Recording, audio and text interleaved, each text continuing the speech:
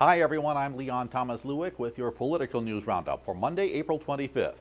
The legal battle over the federal government's health care reform package will have to work its way through the lower courts before the Supreme Court takes it on. The High Court today rejected a request from the state of Virginia to expedite its consideration of the case. The so-called Obamacare legislation is being challenged on constitutional grounds by several states. The law would require Americans to buy health insurance starting in 2014. Analysts now say the case probably won't make it to the Supreme Court until sometime in 2012. The legal fight over the so-called Defense of Marriage Act is back in limbo today. The law firm hired by the House of Representatives to defend the act last week resigned. The King and Spalding group was faced with protests from gay rights groups. The Obama administration decided to drop its defense of the act, which defines marriage as a union between a man and a woman. The White House said it believes the act to be unconstitutional.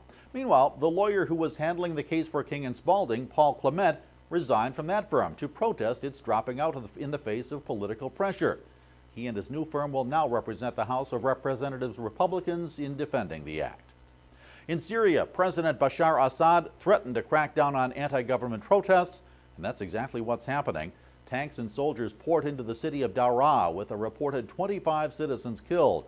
Observers say government security forces killed at least 100 people on Friday, which had been designated a national day of protest.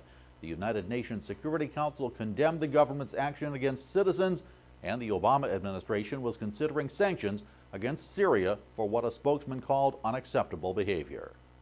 And the eyes of the financial and economic world will be on Federal Reserve Chairman Ben Bernanke on Wednesday. The Fed chief holds an unprecedented news conference at the conclusion of the Fed's two-day policy meeting. It's a turnaround for a man and an agency known to be tight-lipped and overly cautious about comments made and how they might be interpreted by the markets.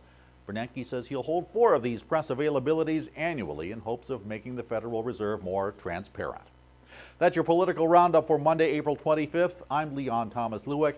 Stay logged on to rttnews.com for more on these and other political and financial news stories throughout the day.